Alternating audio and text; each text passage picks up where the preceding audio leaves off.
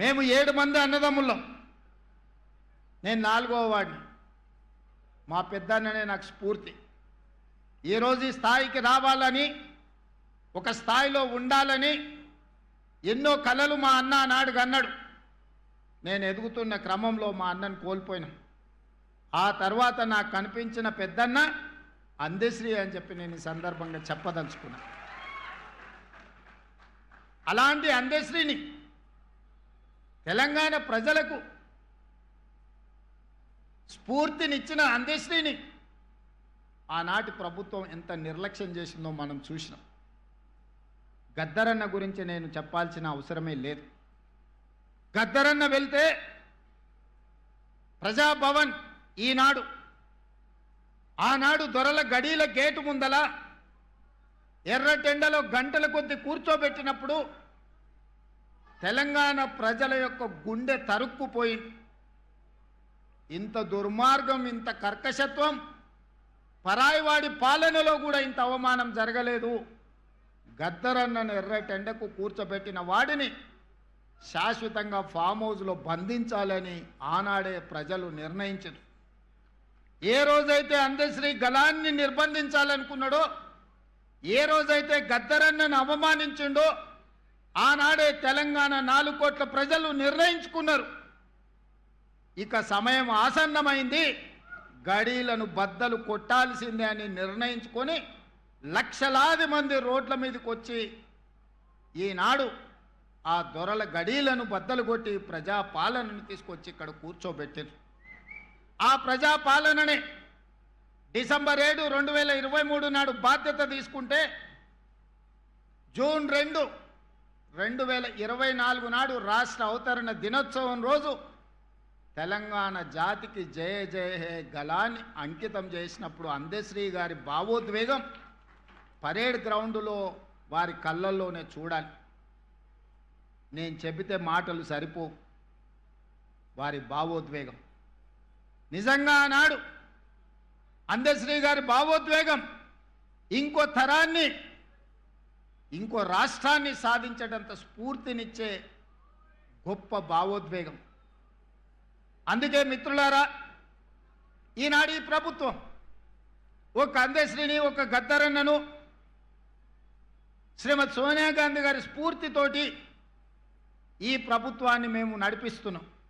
ఈనాడు నా సహచర మంత్రివర్గ సభ్యులు ఎన్నికల సమయంలో ఇచ్చిన హామీలను, ప్రజల అవసరాలను, ఆర్థిక ఇబ్బందులున్నా ఒకటొకటిగా పరిష్కరించుకుంటూ కుటుంబాన్ని చక్కదిద్దే ప్రయత్నం చేస్తున్నారు. రోజుకు 16-18 గంటలు ఈరోజు సహచర మంత్రివర్గ సభ్యులు ఈరోజు ప్రజలకు అందుబాటులో ఉండి పనులు చేస్తున్నారు. ఇవాళ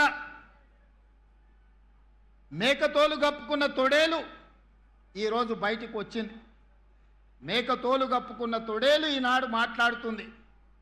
కేసీఆర్ గారు నోటిఫికేషన్లు ఇస్తే రేవంత్ రెడ్డి ఉద్యోగాలు ఇచ్చిండని. నేను అడగదలుచుకున్న ఈ తొడేళ్ల గుంపును, ఆనాడు నీ చెల్లిని నిజామాబాద్ పార్లమెంటు ఎన్నికల్లో బండకేసి కొడితే 6 నెలలు తిరగకుందే శాసన మండలికి ఉద్యోగాన్ని ఇచ్చి పంపించింది కదా. నీ బంధువు వినోద్ కుమార్ని పార్లమెంటులో గోతి తీసి పాతి పెడితే కరీంనగర్ ప్రజలు ప్లానింగ్ కమిషన్ వైస్ చైర్మన్గా 3 నెలల్లోనే ఉద్యోగం ఇచ్చిండ్రు కదా. మీ బంధువులైన హరీష్ రావు గారికో, కేటీఆర్కో, లేకపోతే దయాకర్ రావుకో ఇలా చెప్పుకుంటూ వెళ్తే 100 మంది నీ బంధువులకు ఒక్కరోజు ఖాళీ ఉండకుండా ఉద్యోగాలు, మంత్రి పదవులు ఇచ్చినావు కదా. నువ్వు పదవులు అనుభవించినావు కదా. 1 గంట కూడా ఆలస్యం చేయకుండా నీ కోసం, నీ కుటుంబం కోసం, నీ బంధువుల కోసం పడ్డ తాపత్రయంలో తెలంగాణ ఉద్యమమే ఉద్యోగాల జాతర. ఆ ఉద్యోగాల గురించి ఒక్కరోజైనా ఆలోచన చేసినవా? టీచర్ల నియామకాలు చేపట్టినవా? పోలీసు నియామకాలు చేపట్టినవా? డాక్టర్లు, నర్సుల నియామకాలు చేపట్టినవా? లేకపోతే ఇంజనీర్ల నియామకాలు చేపట్టినవా? గ్రూప్ 4, గ్రూప్ 3, గ్రూప్ 2, గ్రూప్ 1 పరీక్షలు ఏవైనా నిర్వహించి నువ్వు ఉద్యోగ నియామకాలు చేపట్టినవా? మేము నోటిఫికేషన్లు ఇచ్చినాం, రేవంత్ రెడ్డి నియామకాలు చేపట్టినన్ని నిస్సిగ్గుగా నడి బజార్లో నిలబడి మాట్లాడుతున్నావు కదా. ఈరోజు ఒక్క మాట నేను అడగదలుచుకున్నా. నోటిఫికేషన్లు ఇచ్చి ప్రశ్న పత్రాలను జిరాక్స్ సెంటర్లో పల్లి బఠానీలుగా అమ్ముకుని వందలాది కోట్ల రూపాయలు సంపాదించుకున్నావు తప్ప ఆ పరీక్షలను పూర్తి చేసి పిల్లలకు ఉద్యోగ నియామక పత్రాలు ఇవ్వాలన్న ఆలోచన ఏనాడైనా నీ కుటుంబానికి వచ్చిందా?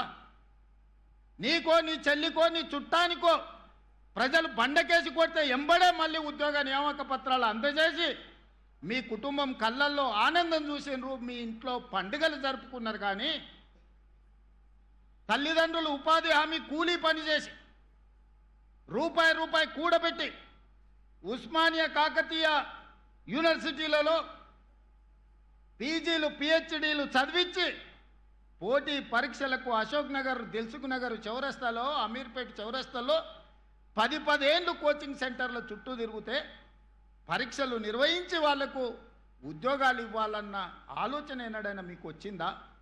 వాళ్ళ పట్ల ఎప్పుడైనా మానవీయ కోణంలో మీరు ఆలోచన చేసిరుగా? మీరు ఎప్పుడైనా వాళ్ళ పట్ల మనుషులుగా ప్రవర్తించినరా అని నేను ఈరోజు అడుగుతున్నా. 2011 ఉమ్మడి రాష్ట్రంలో గ్రూప్ 1 పరీక్షలు నిర్వహిస్తే 2026లో నేనొచ్చి మా మిత్రుడు బట్టి విక్రమార్క గారు వచ్చి 2024లో నోటిఫికేషన్ ఇచ్చి వాళ్ళ నియామకాలు చేపట్టే వరకు 16 సంవత్సరాలు ఆ పిల్లలు గ్రూప్ 1 ఉద్యోగాలు రాకపోతే ఏమైపోతారని నేను ఈరోజు అడగదలుచుకున్నా. 2011లో 21 సంవత్సరాలు నిండి పట్టభద్రుడైన యువకుడు గ్రూప్ 1 ఉద్యోగం వచ్చి తెలంగాణ పునర్నిర్మాణంలో భాగస్వామి కావాలని తల్లిదండ్రులకు ఇంటికాడ కాళ్ళకు దండం పెట్టి పట్నం బయలుదేరిన ఆ పిల్లలు 15 సంవత్సరాలు కోచింగ్ సెంటర్ల చుట్టూ తిరిగి వందలాది మంది చచ్చిపోయి ఖమ్మం దగ్గర ఒక యువకుడు వేగంగా వస్తున్న రైలుకు ఎదురెళ్ళి రైలును గుద్దుకొని ప్రాణాలు వదిలిన మాట నిజం కాదా? ఉస్మానియా యూనివర్సిటీలో మురళీ ముదిరాజ్ అని మెదక్ జిల్లాకు సంబంధించిన యువకుడు ఉరేసుకొని చనిపోయిన మాట నిజం కాదా? ఇలా నేను ఉదాహరణలు చెప్తే వందల కొద్ది ఉదాహరణలు ఉన్నాయి. ఆనాటి ప్రభుత్వం యొక్క నిర్లక్ష్యం, కల్వకుంట్ల చంద్రశేఖర్ యొక్క అహంకారం, ఆయన కుటుంబ సభ్యుల కోసం స్వార్థంతో అందించిన పరిపాలన ఈ తెలంగాణ సమాజాన్ని శవాలమయంగా మార్చింది, దుఃఖ సముద్రంలో నింపింది, దుఃఖ సముద్రంలో మునిగిపోయింది తెలంగాణ రాష్ట్రం 10 సంవత్సరాలు. అలాంటి తెలంగాణను వచ్చిన మొదటి సంవత్సరంలో 67,674 ప్రభుత్వ ఉద్యోగాలు,